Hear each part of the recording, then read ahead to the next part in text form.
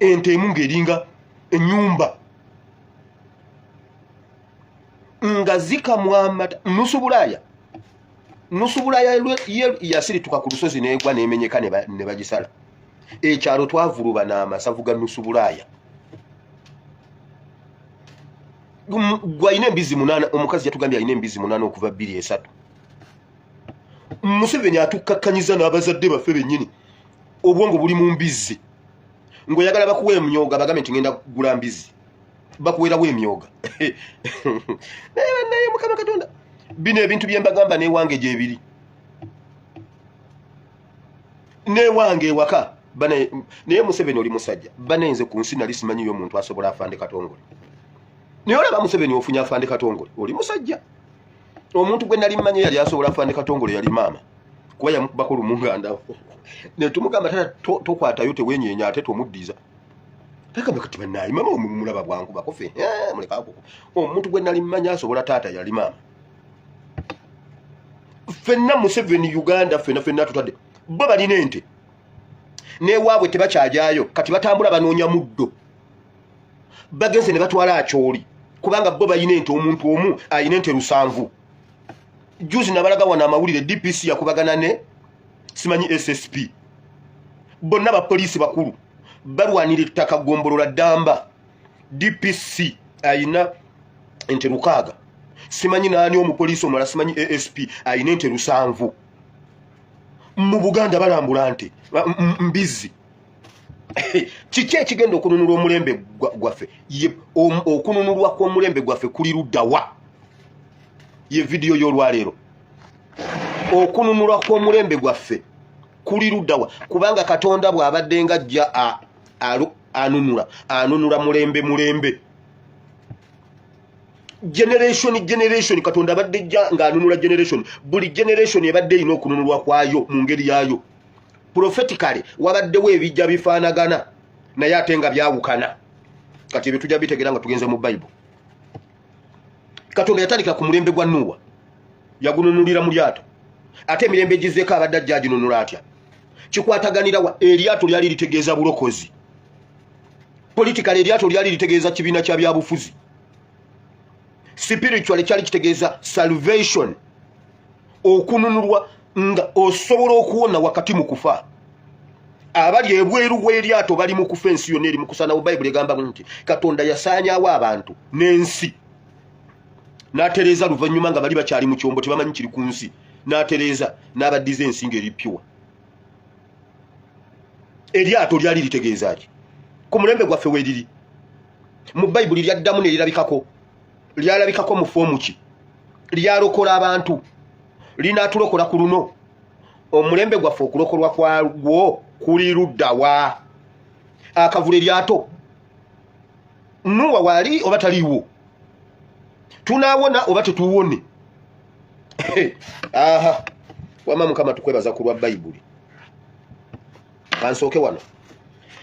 Eggulo nkugambye tugenda kubeera mu kitabo kya Genesis chapter 6. Yonna oyinza ogisoma naye okuva ku lunyiriro olusokotuka ku lw'omukaaga waliwo enjiri ndala.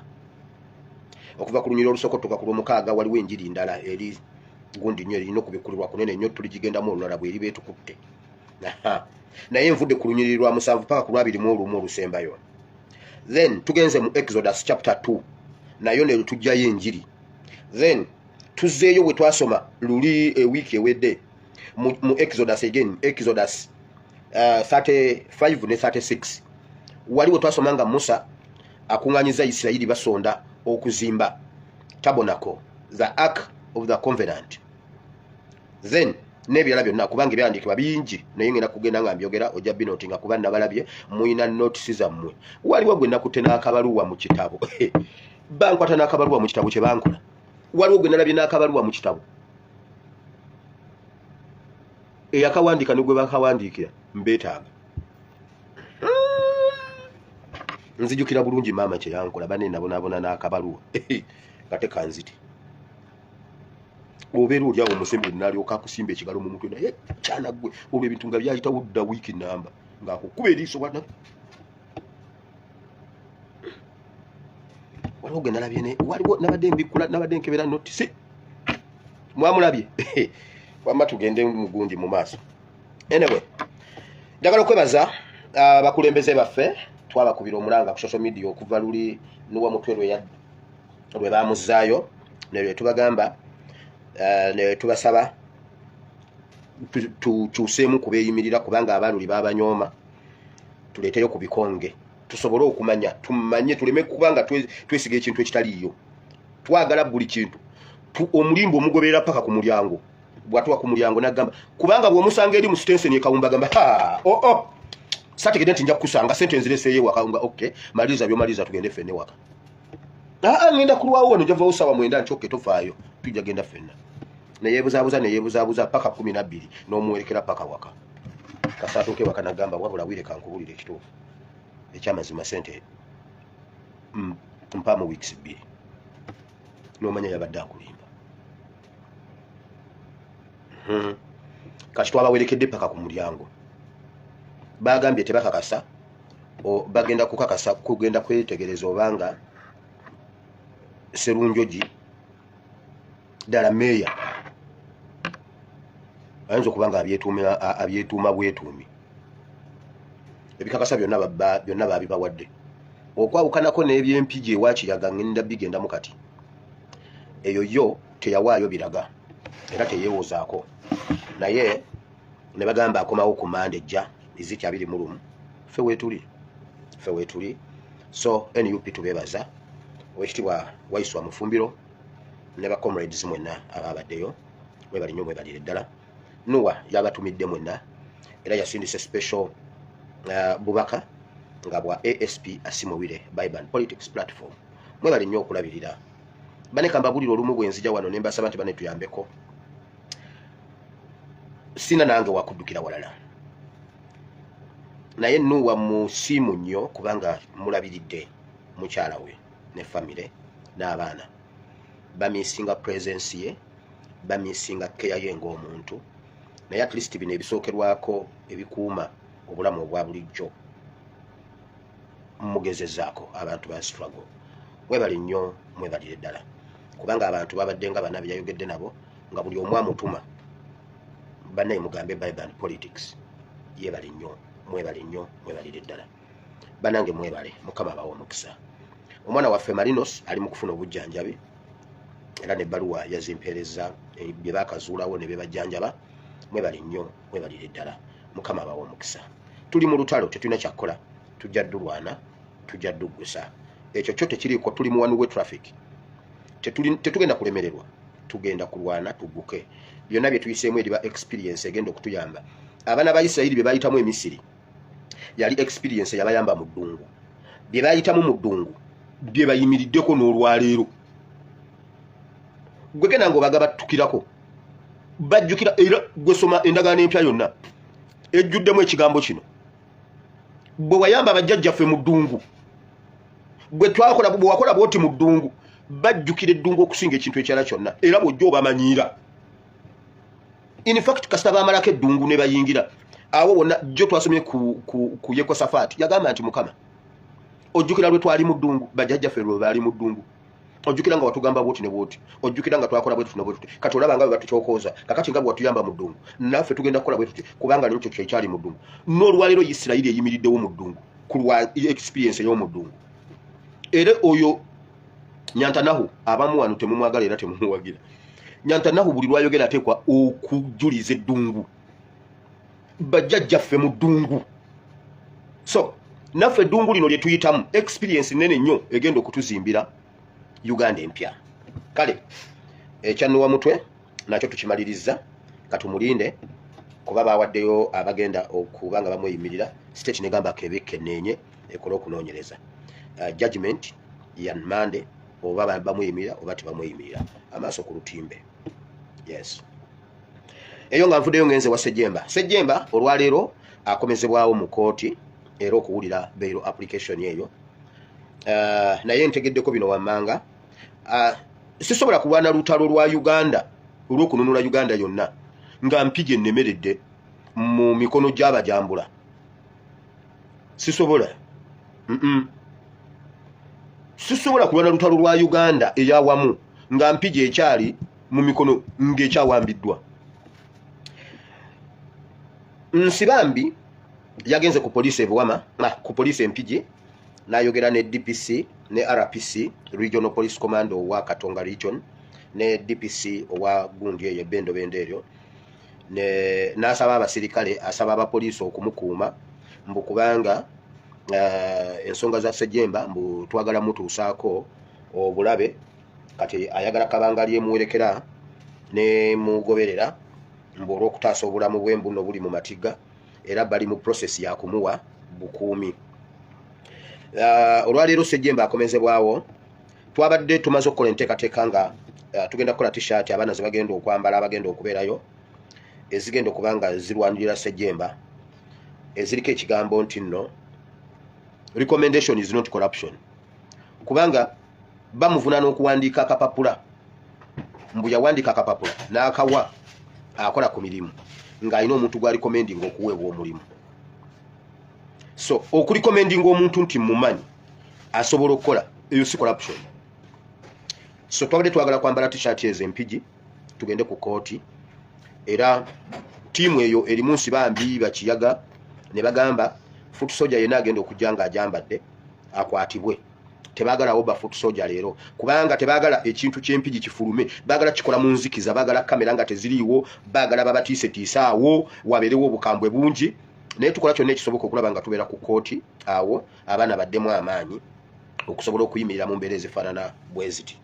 So Nsibambi agamba mbu ye yamentalinga Ssejjemba mu byobufuzi, tasobola kumukkiriza kumwesimbako, mbu waakiri omwonoonera Ligase n'atadda mu byabufuzi, mbu nno bagenda musingisa omusango gwa corruption, bamuttire Ligase munda mu ggwanga n'ebweru w'eggwanga.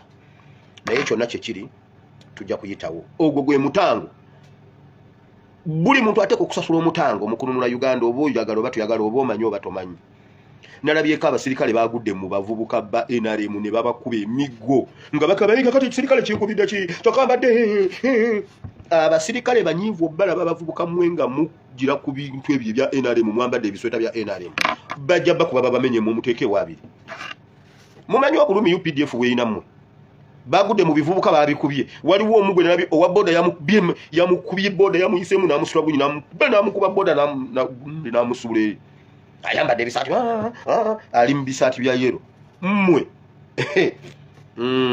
Neyo nayo nvuddeyo wamma. So tugoberera ekiri ku poliisi Empigi, ku kooti Empigi, tulabe butya bukiri. Abantu b'Empigi mwenna okusingira ddala Mawokota South, Nsibambi temuddamu okumwaniriza ku mukolo gwonna, mbasaba busabi siragira. Nsibambi temuddamu, bwajja ku mukolo gwonna mugendeyo mu muŋoole, temumukkiriza kwogera. Badijje mugjeeko ebyuma, badijje mugjeeko ebyuma, mugende mugjeeko generator, mugjeeko amasanyalaze, kasita akwata akazindalo mugjeeko amasanyalaze, mumukuba olube. Temumukkiriza kwogera. Nsibambi temumukkiriza kwogera ku mukolo gwonna. Nsibambi temumukkiriza. Ebunjako abantu bebu ate mwabebunjako mbasobola, simwe mwanzala nedda, simwe mwanzala. Bunjako Nsibambi n'amala ddamu nadda ebunjako n'ayogererayo n'amalako speech n'agimalako, temukuba kusimu yange ngenda kwata ettaka lya mwendi wekazibwe. Jjo Saabalaze endagaano z'ettaka eryo, Saabalaze ebyapa by'ettaka eryo, Saabalaze minatisi za Gundi z'Amawanda family nzirina, oba osaaga galeti Mawanda family minatisi zaabwe zonna nzirina. Ettaka eryo njaddi ndiwe Kazibwe abakuba emigo. Kazibwe yagalamiza omukazi omukulu myaka 8 n'amukuba kiboko ku lubuto, bonna ne badduka ku ttaka. Nsibambi bwaddamu okudda mu muluka gw'ebunjako, Semukombe Kawumba, Sango Kayanja, Buwama, Buwere, Jalamba, Buyinja Butole, Nabiteete, mmwe Nkozi, Kituntu, Degeya, mmwe Nabusanke Kaya, Nabusanke Mudemu.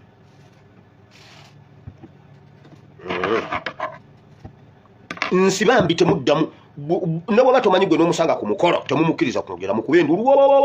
Uno yasiba Ssejjemba, baba na baba Sete ne Museveni, mumukubire endulu tayogera ku mukolo kigambo kyonna.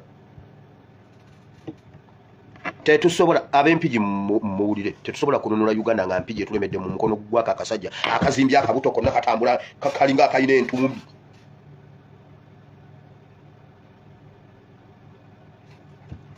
Kati nno ne jali ya site nja Georgia si yali mu kitoogo jali ya site nja Georgia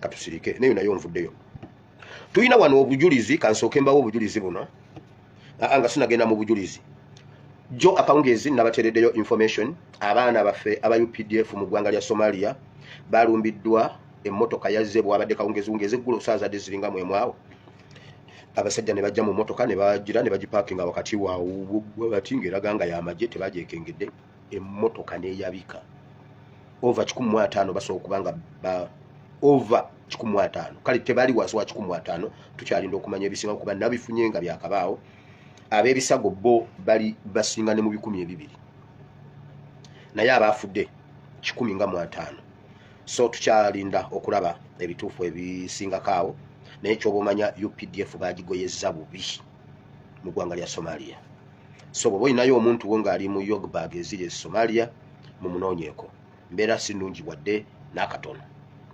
Yes. Waliwo wano obujulizi twajja wano ne ennaku z'omwezi zaali 8 omwezi ogw'omunaana mujjukira 888 gye nasomesaako wano mu gw'omunaana ne mbabulira prophetic gundi ekirimu ne mbagamba eggulu libikuddwa kyonna kye tugenda okugamba Mukama mu nsonga zino buli omu twalayo ensonga zo fayiro yo giteeke ku mmeeza Mukama ajja kuddamu essaala zo. Eggulu waliwo omunnaffe omu ku olwo alina eggwanga erimu lyalimu naye yagendayo nga muyivu nga yasoma e Uganda nga yasoma mukugu nnyo mu IT naye nga takolangako mulimu gwe yasomerera ng'ali mu byaffe bino kadama mu kiyumba bwakyusako agenda mu security bwava mu security agenda mu ki mwana muwala kwolwo n'agamba Mukama naye Mukama bwebanga mu ggulu gy'oli nange nzijukira n'akwata credit card ye yali eri ku zero balance n'akwata ebipapula bye ebyobuyivu n'abiteeka ku mmeeza n'akwata passport ye n'abiteeka ku mmeeza n'abirangirirako ebigambo bingi n'agamba Mukama nzijukira n'akawunti ye ng'eri ku zero balance akawunti credit card n'egundi n'annyonnyola Mukama n'amugamba Mukama bye nasoma sibikolangako ate mpulira bye njagala ate mbisobola. Bw'amaliriza n'atandika okwapulayinga emirimu online abadde mu process eyo jjuza kino sindika kino okola bwoti okutuusa lwe yafunye byonna nga agibwa mu nsi zino eza Middle East atwalibwanga yangambye taamu ki expatriate oba buli kitemu kiri expatriate agendanga omucuba mu Europe. Yes, ng'essanyu limutta n'agamba bannange pastor ddala Mukama nzijukidde privilege ezo zokka eziri ku mulimu gwe omusaala gwokka oguli ku mulimu gwe ebintu ebiri ku mulimu gwe so ffe wano tetusomesa abantu kubasabira okubasabira tukikolanga principle ya Bible naye singa ekyetaago nti no buli ekikulemye genda bakusabire tuyigiriza abantu imyuni yaabwe okuba waggulu mu nsi ey'omwoyo nga buli muntu asobola okwetuukira ekyo Yesu kye kyamuleeta okumenya kateni eri okutula kateni eri yali mu yeekaalu kateni neegwa buli muntu yeetuukire awatukuvu yatutte ebbanga ng'akaaba bukabi amaziga ag'essanyu n'agamba ddala Mukama yampulirira ddala ku luno nzikiriza nti Mukama yampulira kuba okuva lwe yasoma abadde takolanga ku mulimu gwe yasoma abadde abaatisa bubaatisa kale ekitiibwa n'ettendo ne tubiddiza Mukama okuddamu essaala zaffe. Kale buli omu weetuukire bannaye muyige okwetuukira kambabuulire muyige okwetuukira nakugamba funa obudde oyogere ne Mukama ali awo wooli bw'oba olaba nga wire yakulese yakudisappointinze bw'obadde olinamu essuubi waliwo atasobola kudisappointinga waali awo yogera naye Katonda aba mukwano gwaffe lwakuba obwongo baatukwata obwongo naddala amadiini gali agaatusooka batugamba olina kutunula sayidi emu bw'oba tomanyi wootunula n'otuuka wantu n'obuzaabuzibwa n'ogamba oba wano ntunula eno kati abobeera tukyasabye ekyo si kituufu.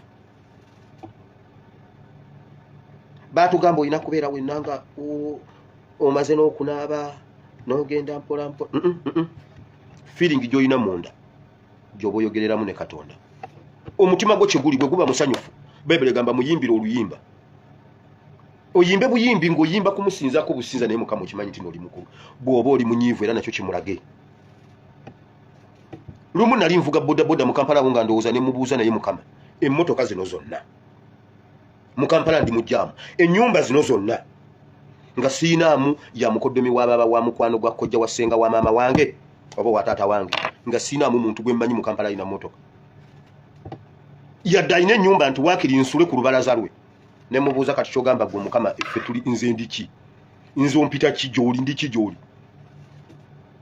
ndi kiki gy'oli oba oli ki gye ndi navuganga boda nga tuyomba nno Eriya yatuukako olumu n'amugamba kati omanye ekiriwo n'abafu abaafu edda bansinga wakiri nzita kuba n'abafu bansinga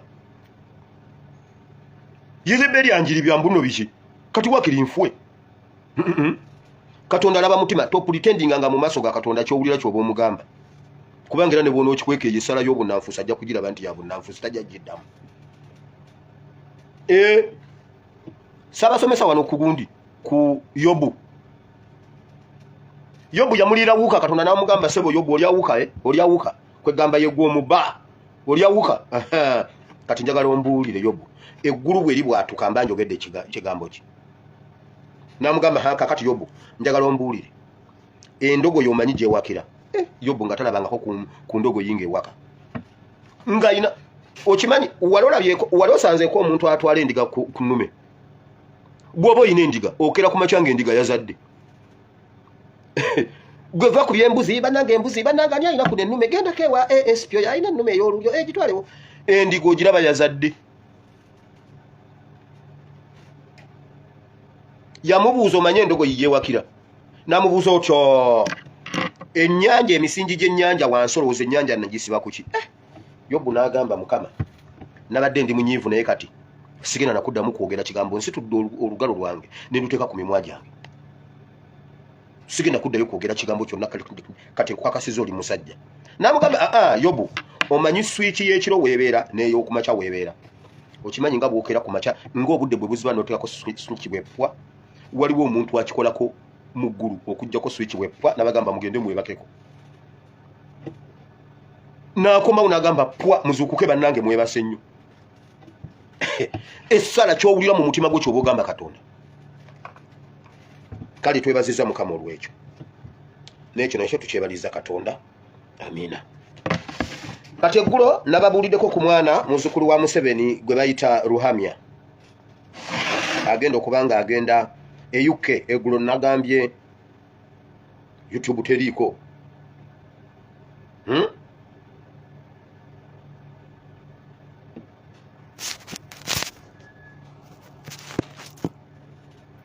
YouTube teriiko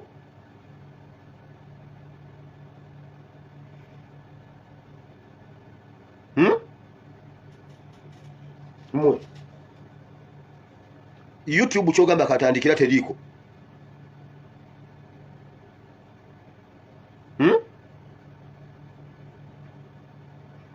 munkebereko ku YouTube oyo wammo bataliiko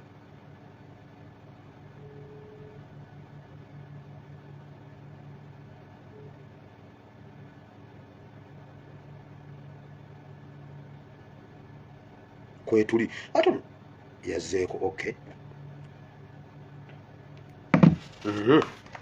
baba ne batandise okwebuuza mbu n'endiga ewakirawa endiga okera ku makyanga yazadde oba oliawo nga yazadde nogamba endiga kale eyo nvuddeyo nababuulidde ku mwana wa Museveni Ruhamya agenda Sunday House okusoma nabagambye US naye UK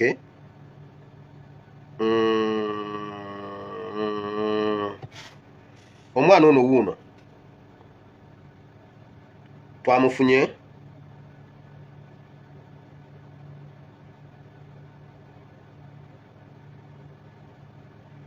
temusooka weereza message mulindeko wuuyo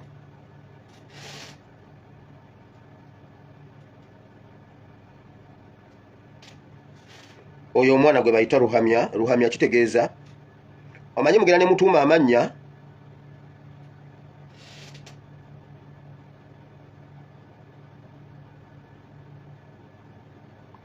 mwamuleba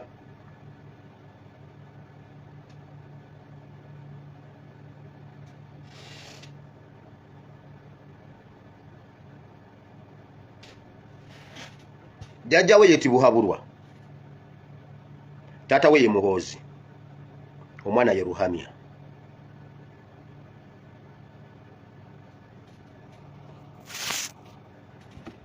Ruhamya kitegeeza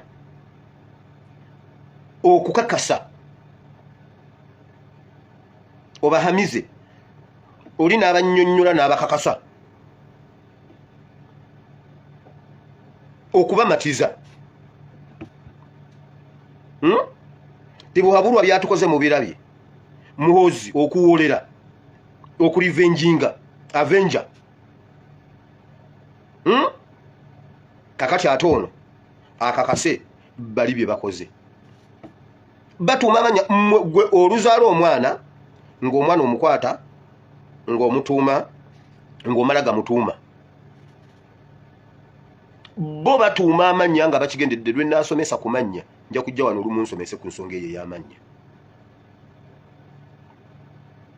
Tozaala mwana n'omala gamutuuma kintu nga tomanyi kyekitegeeza oba nga tokiinaako nsonga. Ekibeera mu mayindi zo, ekibeera mu kwagalako erinnya buba bunnabbi bw'oteeka ku mwana. Kati gwe olw'okuba oli wa Chelsea oluzaala omwana ng'omutuuma Bosingwa kale tuuma omwana amanya ng'okigenderedde, olw'okuba kitaawe yakubonyaabonya oli eyo simanyi yakusuulawo ng'omwana omutuuma Najja Lwambi. Najja Lwambi kitaawe abeera yafa ng'anaatera gundi okuzaalibwa, ziraba muzaale ng'omwana abonaabona okuva nga n'amabeere akubula, kubanga omwana wamutuumye ziraba muzaale zisookera ku bbeere ng'amabeere gamubula, nga n'ez'akawunga zikubula, nga n'ez'amata zikubula, ng'omwana atandika okubonaabonera ku bbeere mpaka lwaliva mu nsi. Buhabulwa, Muhoozi, Ruhamya.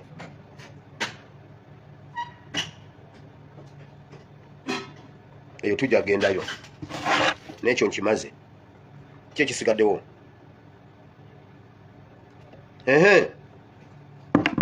Museveni atuuse wali Gaddafi we yali, kati promotion ziri mu bakyala. Museveni kati promotion ziri mu bakyala, promotinga nnyo abakyala mu magye kuba yakikozesa eno mu basiviliani. Alina Kadaga, alina Nayigaga, simanya alina ani, alina Nankabirwa, n'abeerawo n'atukwatirawo obwongo. Kati promotion ziri mu bakyala mu magye. Abawadde ebyo simanyi bijefanga byonna bivugibwa abakazi kati, nyota za abakazi kati, kubanga abasajja nga boona bane mu cabinet bwe yajjamu abasajja bali wala ne mu UPDF abiyingizaamu kati ali ku bakyala mu UPDF. Naye byonna tebikyasobola muyamba. Gaddafi awo yatuukawo n'atutiisatiisa nga ajja n'abakyalo.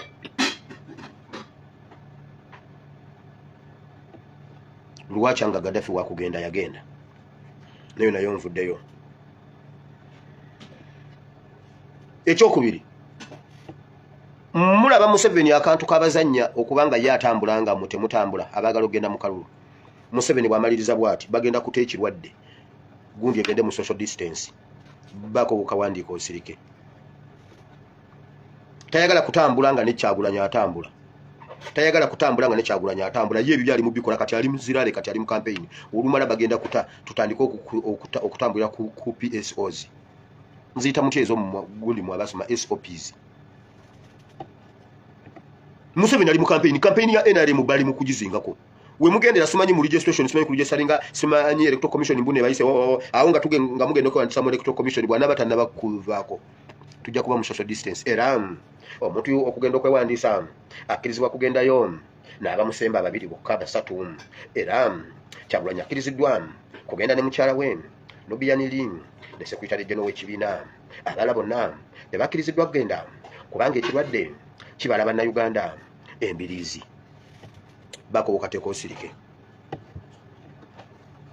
Kakati bagenda okumaliza nga Museveni tulabanga Museveni bano bali mu okutambula. Museveni yatambulanga nga bali awo basolooza ssente, bali mu batya n'okugenda mu bantu. Ago walabako kulaale ya Kyagulanyi naye Besigye yali yatambulanga n'akubalaale. Kyagulanyi yajja kujjawo Besigye. Museveni atambudde Uganda yonna nga balaba. nga bo batudde bako ukateeka osirike ebyo biri munda. Museveni ali mu campaign olumala nga mweza mwazigalawo kubanga talina gagenda kutambula nga ne Kyagulanyi atambula. Yo olumala nga yeewummulira ng'alinda kubabba. Nekyo nakyo nkimaze. Ebijambiya embalala. Njagala okwebaza abasawo b'eddwaliro ly'Embalala Referral Hospital. Bambi balwanye nnyo okulaba nga bajjanjaba abantu bano. Jjo nababalagako, nabalaga omwana gwe batema ebijambiya.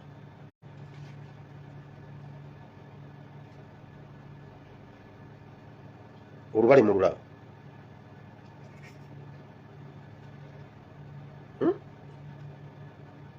Mulaba okutu.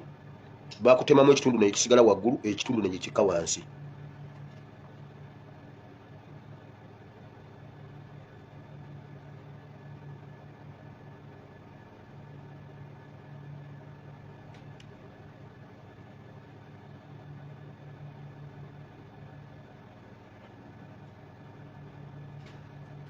Naye twagala okwebaza abasawo ba Mbalala Referral Hospital.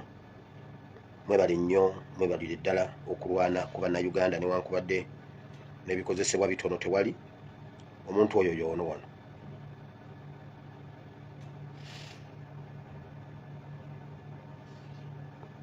Olubale lw'omu mutwe lweru. Era tumusabira Mukama okumusumulula, naye embeera si nnungi. N'okutunako kuukwo bakuzizaawo. Abasawo baffe mwebali nnyo, mwebalire ddala bambi. Mwebali temujjanga okwo. Mwebali nnyo nnyo nnyo, mwebalire ddala. Naye ng'ebijambiya mu Mbalala byo bikyaliyo. Katulinde ate.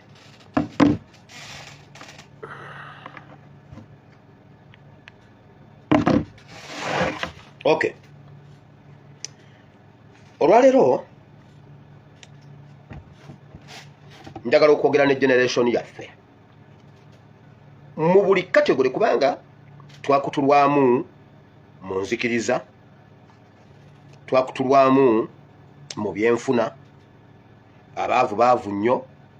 Tulinayo ekikundi ekirwanirira ente zaabwe nti bo bagamba babaleke batwale Northern Uganda newankubadde si waabwe kuba tebalina we bateeka nti balina ente zibasuseeko obungi. Naye ate tulinayo abalala nga bo bw'oba oyina embizi bbiri awaka ne pulezidenti akulambula yakulwanako nnyo. Musajja toseka bana abasajja bajooga. Museveni atulwanyeeko nnyo okulaba nga waakiri mu Buganda buli muntu alinayo embizi bbiri. Olwo olutalo alumazemu emyaka aga. Okulaba nga waakiri awaka waliwo embuzi 3. Okumanya Abaganda temwagala kukola. Abaganda abasoga temwagala kukola. Omusajja alwanidde emyaka 40 okulaba nga awaka mufunayo embizi emu. Naye waliwo ekiwayi nga kyo kitikente mu tuleera. Kisaasaane kuba ffe tetumanyi kye tukozesa ttaka. Bo bamanyi ekyokukozesa ettaka. Era bo bakkirizibwa okutwala amataka gaffe batekeko ente zaabwe. Kubanga gwe olina embizi 2, kyokka olina yiika 3. Lwaki oli alina ente 7 tateeka okwo? Kuba gwe tolina magezi. Kati nze mbuuza, ffe abalina bakabaka baffe, bakabaka be batakoze kimala kutusomesa ngeri gye tusobola kutuyambako. Kuba batugamba mbuno bawestana. Abawestana abasinga okumanyibwa ennyo mulimu Abakiga. Abakiga tebalina kabaka. N'Abanyankole tebalina kabaka. Bo be bamaze okukuza ewaabwe, bo ne bagaggawala nnyo, ne baba nga tebakyajaayo, ne batandika okulya ewaffe. Bakabaka baffe be batudde be batamanyi be batatuyambyeko kuva mu mbeera gye tulimu. Kubanga Akyoli erina obwakabaka, Busoga erina obwakabaka, Buganda erina obwakabaka, Kasese erina obwakabaka. tole ino bwakabaka abo bennyini be bakaaba nti abanyarwanda bababuutikidde bakabaka bawagira ffe oba bawagira abanyarwanda moment of truth waliwo ebintu ebyatwaza eggwanga lyaffe nga bye tulina okwogera naleese ekibuuzo ne mbabuuza Dani Mulika yakola ki ekyamumazaako emyezi 6 Mayiga yakola ki ekimazizaako emyaka 12 nga tannaba kulowooza kuvaako abaganda bakimpadde abaganda abakulu myaka 8 bakimpadde Dani Mulika nga yakatuuka Emmengo yatandikirawo okugolola ensobi ezaakolebwa mu kudda kw'obwakabaka ng'ali ne kabaka n'amugamba kino kikyamu ne kino kikyamu ne kino kikyamu bino bye mbagamba mbijja mu basajja abagundiivu abakulu abalina siteeke mu Buganda kino kikyamu ne kino kikyamu tukitereze bwe tuti ne bwe tuti Dani Mulika n'avaako mu myezi 6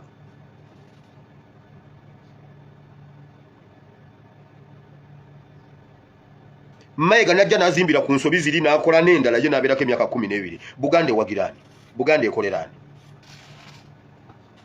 abasajja baberenge ewaabwe balina nte zibasuseeko basengula ffe ku mataka nga tulina ebyapa mu ngalo batumenyera amayumba Buganda tevangayo ddoboozi livumirira kumenya mayumba mu Buganda omenya otya ennyumba y'omuntu ate nga tomusasudde yagizimba oli luddawa we mwateeka amasanyalaze ne muteekawo police ne muteekawo polling station nga babadde bababanja nga babadde balonderawo byonna bibeera gazetted mu gazetted areas mwabiteekayo mukyanga bamenyi b'amateeka waliyo polling station we balondera waliyo LCs waliyo police ne mujja ne mubamenya Buganda n'osirika okoleraani ffe balambula balaga mbizi naye mulaba humiliation eryawo Dani Mulika ekibuuzo nja kibuuza nnyo Buganda Dani Mulika yakola kye kyamumanyizazaako emyezi 6 Mayiga akoze kye kimumazizaako emyaka 12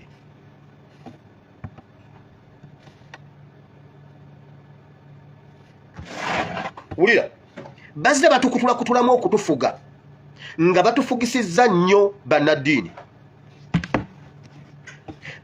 batuuse okugwa eddalu ne basiruwalira ddala ne batandika okutulaga nti Museveni ye Katonda batulaga nti n'okusinza Museveni bw'avaako tetusobola kusinza tetugenda kusinza naye mmwe abasajjamu abatumanyiira mmwe abatumanyiira abatugerako jo bangaye mbuno nayogedde ekigambo ekinene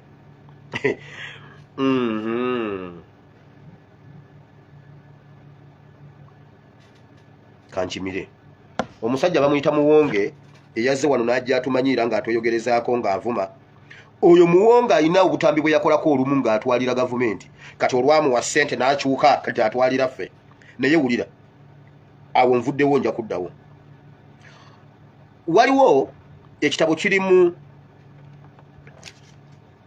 Ngero sura 10 olunyiriri olusooka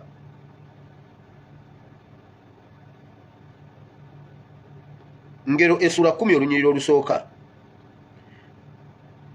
lwakutte Muwonge Reverend Muwonge olunyiriri lwamukutte Bible gamba nti omwana omulungi asanyusa kitawe naye omwana omubi avumaganya nnyina abamumanyi bagambye eyo yenkola ya nnyina wulira Pastor nkulamusizza wasiza otya eyo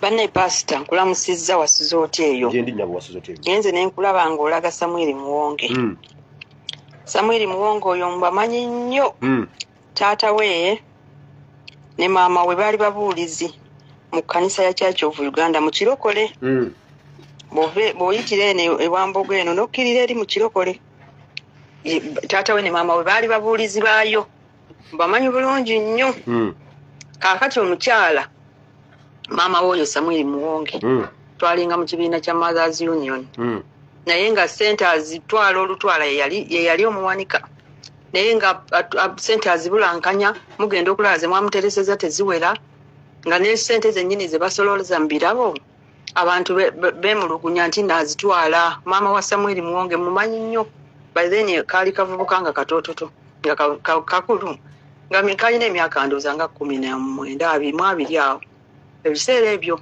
bamanyi ddala abo money minded oh my goodness okujjako bambi taata we yali musirise nnyo ng'era musirise nnyo naye ng'omukazi yakomandinga nga talaba ku kasente maama we mumanyi oyo Muwonge Samwiri Muwonge mumanyi ekyawandikibwa kikutte Muwonge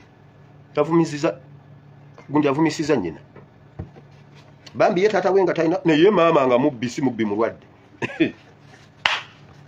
banange bayibuli nnyo nyina nga talaba ku ssente azibeza kibbo ze basolooza ng'azitwala ez'ekibiina kya Mothers Union nyina wa Samwiri Muwonge kati bw'ayogera bw'ati teweewuunya abakyala baali kawempe mu kirokole nga babuulizi taata we ne maama we nga babuulizi ebyo nno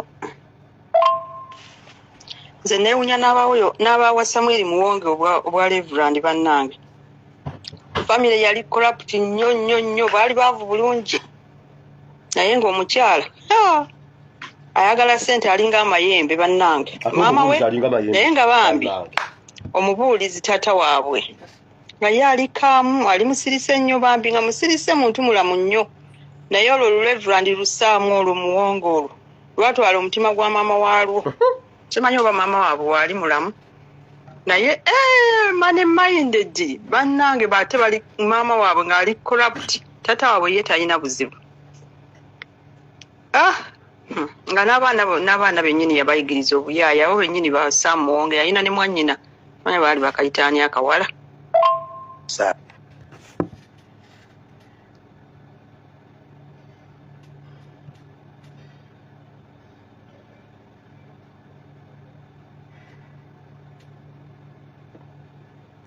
nga babuulizi balinga mayembe saasira ayi Mukama saasira gw'omusasizi tukoola ayi Mukama omusasizi otusaasire gw'omusasizi tukoola ayi Mukama omusasizi otusaasire ababuulizi nga balinga mayembe saasira ayi Mukama kati ababuulizi mubeera mutya nga mayembe eyo nvuddeyo nzizeyo waliwe nasimbya kati Museveni atukwatidde mu nzikiriza n'atuzimbira yawo ogugundi tetubuukawo era kati be batandise okutusiba mu mbeera embi wulira Kayanja John namubalagako wano yagamba mbu Museveni nga mu kitabo kya Yokaana essuula 4 wentera okubuulira nabuulirawo n'ennaku ezo Bayibuli egamba Yesu bwe yayogererawo statement n'agamba bannaye kambabuulira ebiro bijja muyina okukyusa tulekeraawo okusabira ku nsozi nawa kati okusaba kubeere kwa mazima mu mazima ne mu mwoyo eyo statement Yesu yajogera emirundi gyaweranga 3 n'okusoba mu Bayibuli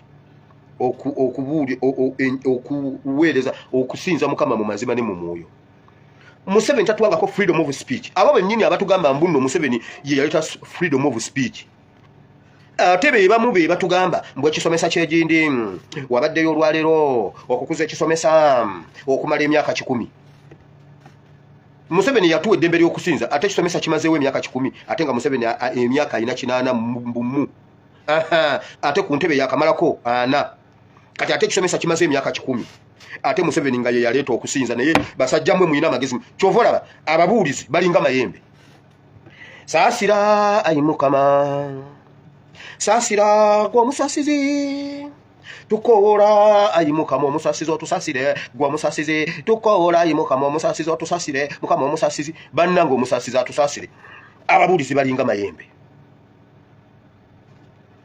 ekisomesa kimaze emyaka 10 naye Museveni yaleeta eddembe ly'okusinza ffe twabuulira enjiri mu myaka gyana naye Museveni ye yaleeta enjiri naye bannange njagala olumu omusumba afa accident oba afiire mu buliri nga yeebase njagala obudde bugenda okukya Jessica Kayanja okuzuukuka okukuba ku Kayanja eriiso nga Kayanja mulambo nga Kayanja yafiiridde mu buliri kuba buno busiru Ulia Kayanja bwe yatugambye nti Museveni yaleeta eddembe ly'okusinza gyenfunye leero Pastors, where are you? obuli musumba If you're a pastor, stand up. yimirirako I want you to come abasumba mbasaba mujje and leave your shoes there engatto muzireke wansi wali and step up on the stage. mwambuke eno ku kituuti waggulu This letter was written on the 9th of July. eri baluwa yawandikiddwa nga 9 omwezi ogw'omusanvu. What is the date today? Leero nnaku za mwezi mmeka? 9th. Leero 9. Sometimes oluusi we tell you tubagamba that what you need is the Holy Spirit. nti kye mwetaaga What you need is the anointing. ge mafuta. People don't understand what we are talking Abantu about. tebategeera kye tuwugirako. We've been talking about freedom of worship. Tubadde twogera ku ddembe ly'okusinza. But the NRM government gave us, the president gave us. Government, I was there. Many of you are not there. You're not in ministry. Naliwo bangi It's over. It's nearly 40 years ago. kinaatera okwera emyaka 4 gyayita. Sometimes the battles we fight. Eyo campaign. Oluusi entalo ze tulwana temuzimanya. This meeting we had Olukuŋŋaana luno lwe twabadde nalwo proved every critic of the president lwakakasiza buli abadde akolokota omukulembeze w'eggwanga that the decision he made nti okusalawo kwe yakola of freedom of worship okuteekawo eddembe ly'okusinza 40 years ago emyaka 4 egyayita was the right decision. twali kusalawo kutuufu. You had the right to worship. nze ngamba Museveni si yaleeta okusinza mu Uganda. Tuyina ebisomesa ebimazeewo emyaka 10 plus nga basinza. Museveni yajja ddi?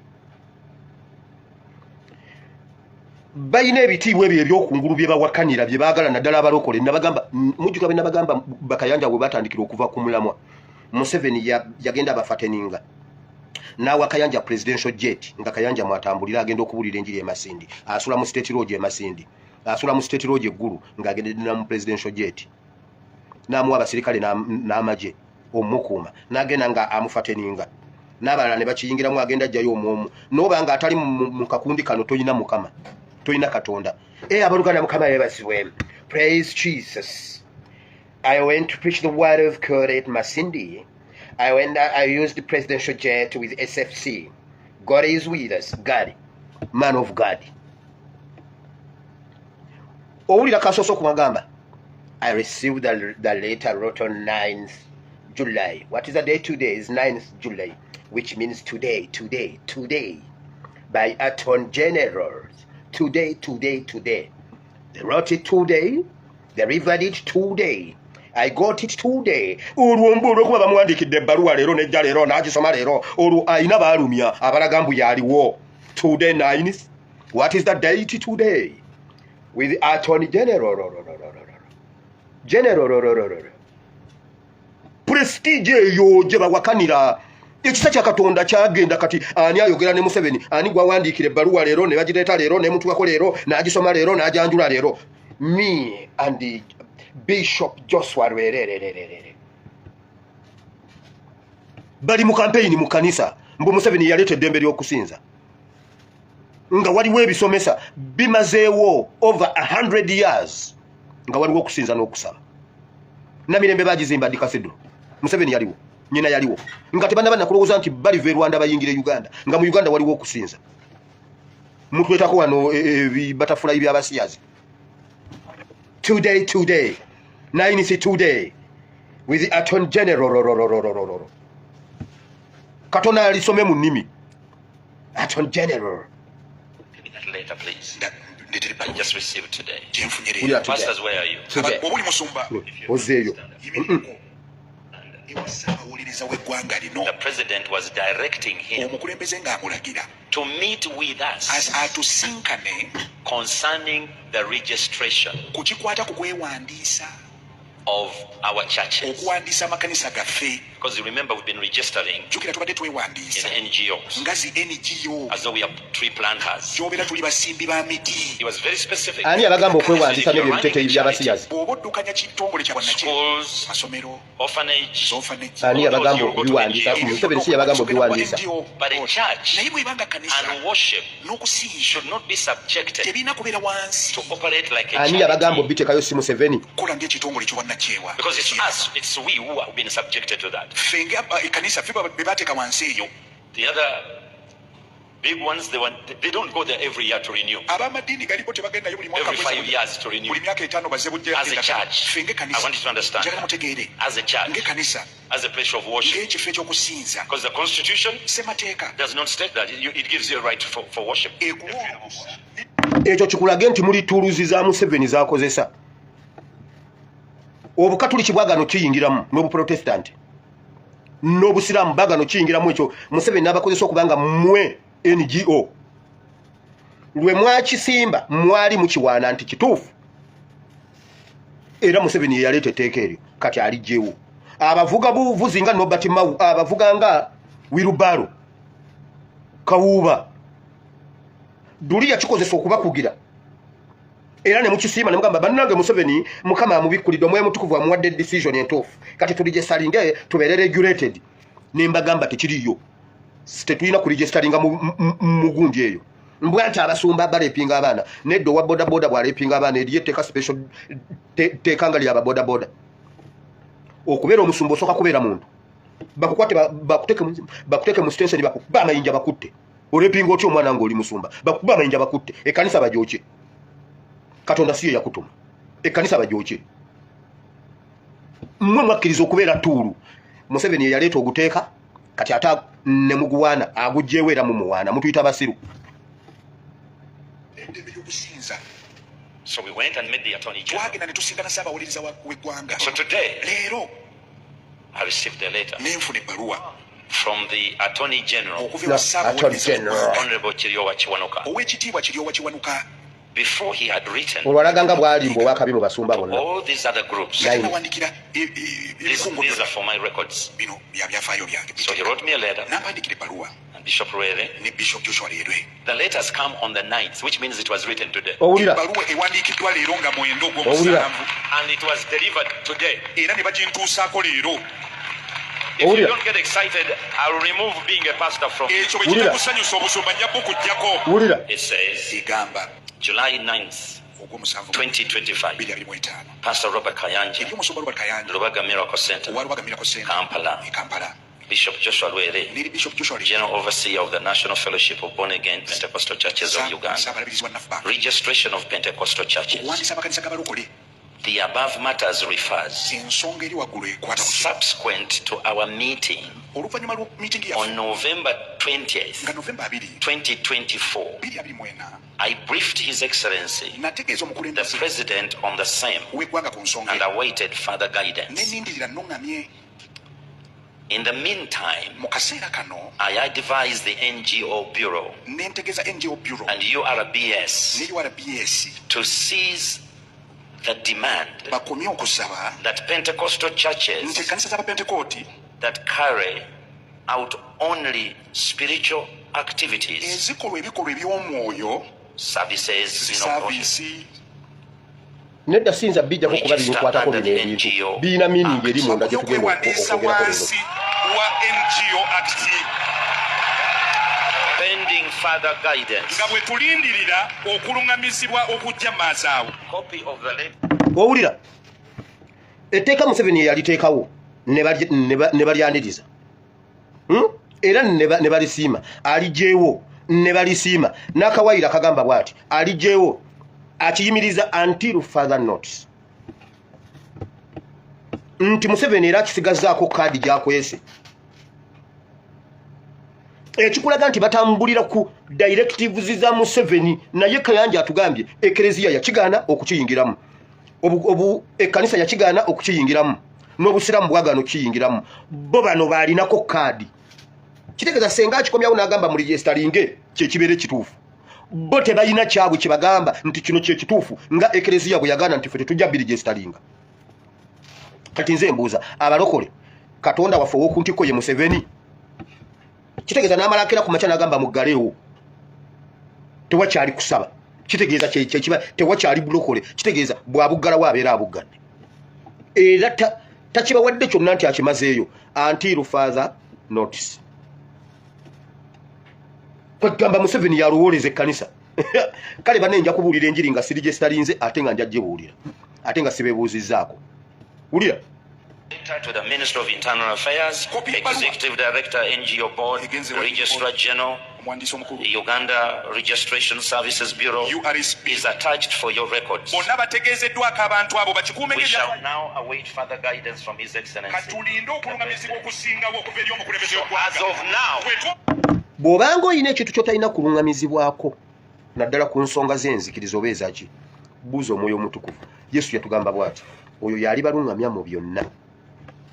Yesu yagamba nze kangende kuba Yesu yali mu mubiri nga bw'aba ali eri tasobola beera kukuziika oba kukuzuukiza Laazaalo n'amaliriza enjiri n'avaayo eri gundu najje wa Laazaalo nga bamuziise after 3 days nababuuza bannaye mwamuziika nti senga wali wano nabagamba ati saaliwo okuba nalindi eri ku mirimu muntwale kwolwo lwe yajja kati omwoyo omutukuvu yasobola okubeera Yesu yagamba bw'ati nze bwe siigende ye tajja kujja kati kanveewo nze nzireyo omwoyo omutukuvu ebisigadde byonna bye mbabuulidde ajja bibajjukiza bye sibabuulidde ajja bibabuulira n'okubaluŋŋamya mu byonna mwoyo mutukuvu Kayanja atugambye bw'ati okulungamizibwa kujja wa Museveni nze siriyo abajja okulungamizibwa wa Museveni siriimu Yesu yatulekera mwoyo mutukuvu tatulekerangako Museveni nze Museveni talina kyayinza kunungamyamu yadde neeki weewaawo sina na kyensobola kumwebuuzaako olaba ne bwe kiba kya bulwanyi bye mumuwana mbuno saabalwanyi Museveni tayinza kumpa advice nga nine mundu yange kakuba esasi mu mutwe nze ninde Museveni okunungamya gwe bayambaza pampa anungamye ki nedda Museveni anungamye ki nga ne bwatambula kati bamusiba empale ne basooka ne bagisiba wulutu ne bagisiba oluwuzi bwe bamala ogisiba oluwuzi ne bateekako omusipi oluwuzi terulabika waayi empale takyagifiiringa omubiri gwe tegufiiringa kintu empale isobola okugwa ne kasigala nga katambula weewaawo Museveni empale yinza omanyi lwaki Museveni ayambala zino engato ezikoma eno zimukwate nga ziva eno nga teyinza omuva mu kigere n'atambuza ebigere nga tamanyi nti n'atambuza bigere omubiri tegukyafiiringa kintu Museveni ayinza okutambuza ebigere ng'alinye ku ttaka bw'ati ng'obwongo bumuwa nti n'ali mu ngatto kyava azambala ne bazisiba okuva eno ero omulaba asika busisi bw'ati okugulwa yagenda kiwalazima omanyi kye bayita ekiwalazima tamanyi oba ayambadde tamanyi oba ali mu ngatto tamanyi oba ali mu mpale agasaati Museveni empale n'egwa ayinza okutambula n'asigala ng'atambula nga tamanyi nti n'ali bwereere nzo yampe advice kuki Kayanja n'oyogera nti olinda advice okuva ewa Museveni olinda okulungamizibwa ku nsonga z'ekkanisa Museveni atali mulokole omulogo omusezi omusamize nakinku eyewana nti muchwezi sigumusa ebiri ng'ayisa gundi nti muchwezi gw'olinda akuwa okulungamizibwa kw'ekkanisa bannange sisobola kwogera bintu byonna nga sinnajja nsonga ya kkanisa eno mu gundi wulira yasamira muli General Overseer of the National Fellowship of Born Again Pentecostal Churches of Uganda. Registration of Pentecostal Churches. The above matters refers subsequent to our meeting on November 20th, 2024. I briefed His Excellency, the President, on the same and awaited further guidance. In the meantime, I advise the NGO Bureau and URBS to seize the demand that Pentecostal churches that carry out only spiritual activities, services, register under the NGO Act.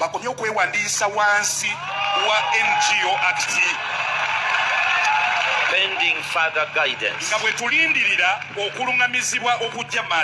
Copy of the letter to the Minister of Internal Affairs, Executive Director, NGO Board, Registrar General, Uganda Registration Services Bureau is attached for your records. We shall now await further guidance from His Excellency. So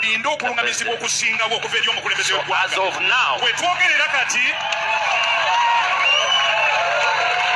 obusumba mbuvemo. You have no idea. Mbalese wano kubaswaza. I brought you here to embarrass you. Kulaba sanyu lyammwe. To see your joy and celebrate. Kati njagala obuukire Katonda okubire Katonda mu ngalo ez'amaanyi. Jump and celebrate the Lord, somebody. Listen, if there have ever been a gift given to the church, this is it. Teri kirabo kyaweebwa church nga Yesu. Bayibuli yeeyogera. Bw'atyo Mukama bwe yayagala ensi eno n'okuwaayo n'awaayo omwana we omu okufiirira ensi eno. Ekirabo ky'ekkanisa saddaaka yali Yesu. Omusaalaba kye kirabo ekyaweebwa ekkanisa tebageza ne babalimba. Mulaba Bakayanja bwe bakyusa ebyawandiikibwa. Mulaba basajja bwe bakyusa ebyawandiikibwa. Abayingizaamu ki Museveni zimu mu mitwe. Mbukayanja alina n'obuyinza obukugoba ku busumba. Give me that letter, please.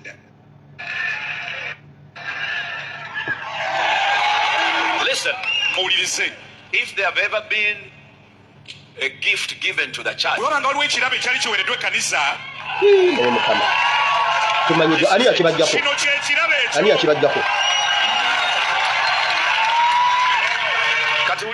listen. Ne ku mirembe gy'amini gwe mugamba omubi bwe mwali mutandika amakanisa gammwe teyabali gesitaringisa. Era lyeteeka Museveni ye yalireeta ate mugamba mbuna abawadde ekirabo naye basajja mmwe ebyo ebiteeteeyi by'abasiyaze ebyo. many of you have been operating illegally. Banji kumwe emirimu badde mukikola mu ngeri emenya amateeka. Amakanisa gammwe, Your churches gabadde tegalina yadde akawandiike. did not have any license to operate or any document. Olwaleero But today, oli wa ddembe okusinza Katonda nga you bw'oyagala. are free to worship God the way you want. Njagala Ekitegeeza Museveni yabawadde kumenya mateeka. Babadde bopalitinga nga tebalina yadde akawandiiko yadde ekiraga. Kati abakonfaminze bagende bakolere ddala watali gundi. Ekitegeeza abawadde kumenya mateeka. Bannange mulaba obulokole bwe mubujje kuluma. Mulaba obulokole bwe mubujje ku mulamwa. Mulaba obulokole bwe mubujje ku mulamwa. Kati wammale kati ebyo mbikomezaawo leka ngende mu bino. Kubanga obudde bugenze njagala genda mu kigambo. Bwatyo nga bwolaba Museveni bwazanya dingidingi obulokozi oba ekkanisa church bwatyo bwazanya dingidingi obwakabaka balinda kulungamizibwa okuva eri Museveni naye ng'obwakabaka bulina omwoyo omutukuvu abamu abali traditional bagiyita myoyo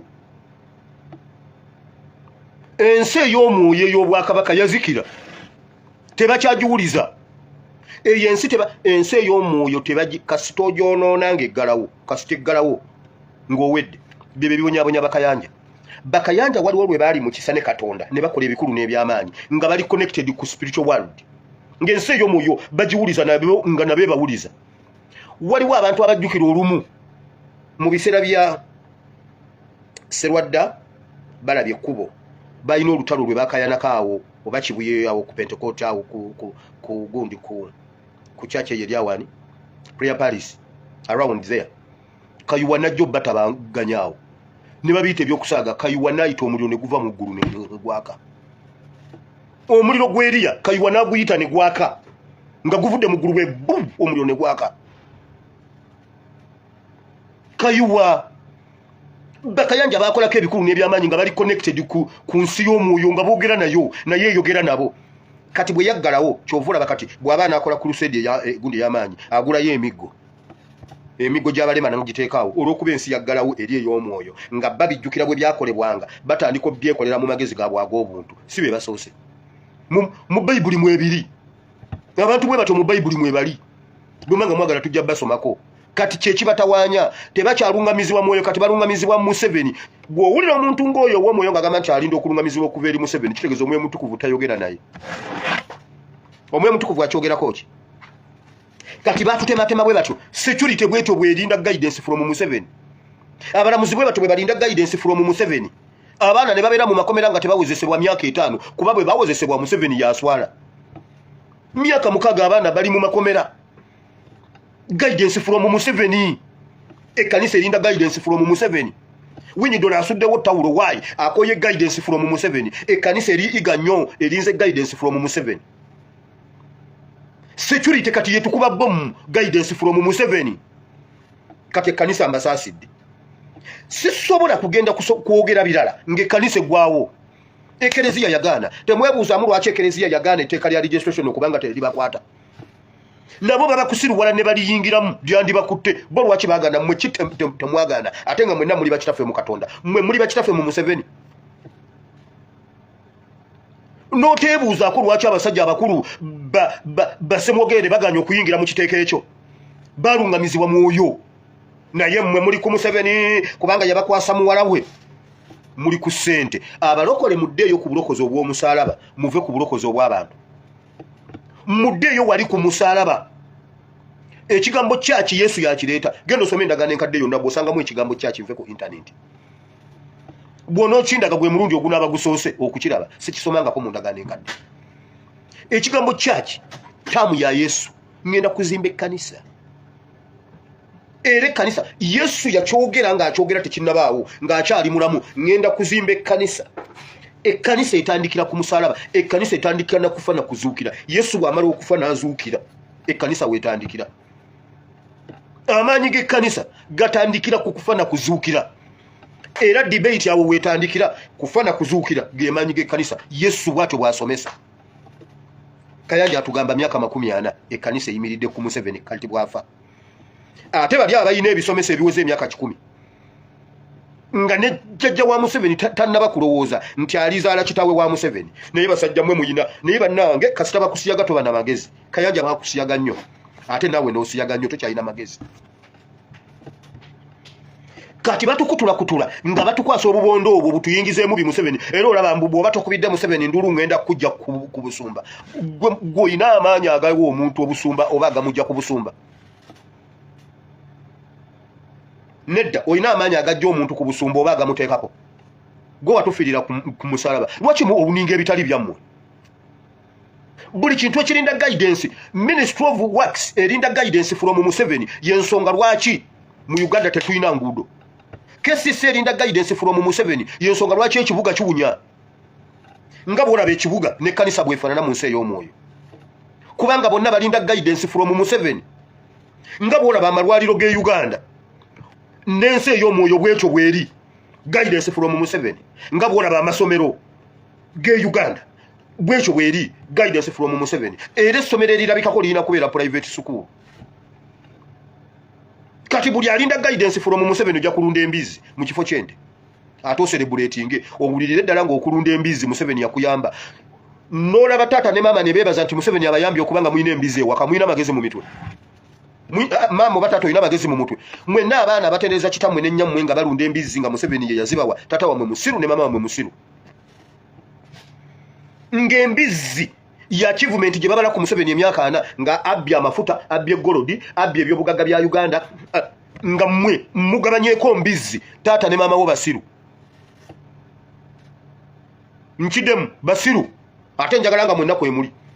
Nga abaana kwe bali ne taata waali ne muddemu amagezi.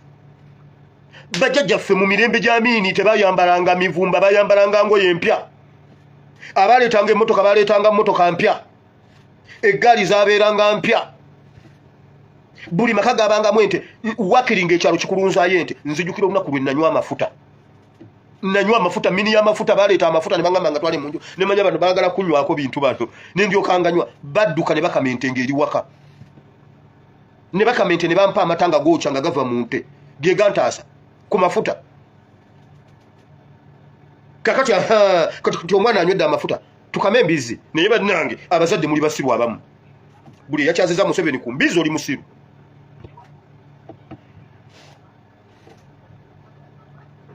Kati bino bye mulaba mu kanisa bye biri buli wamu. Ekereziya yagaana okulinda guidance ya Museveni. Ye yalungamizibwa omwoyo. Kati abapentekooti temukyalina kye mutugamba, kyova olaba muli babbi, kyova olaba muli baffere. Chovola bamuli bafere. Nabagamba bujingo bwali Zimbawo Pentagon sida ku internet. Bujingo bwali teka wawo structure eri permanent sida ku internet. Sababulira obufere obuli emmabega wa bujingo.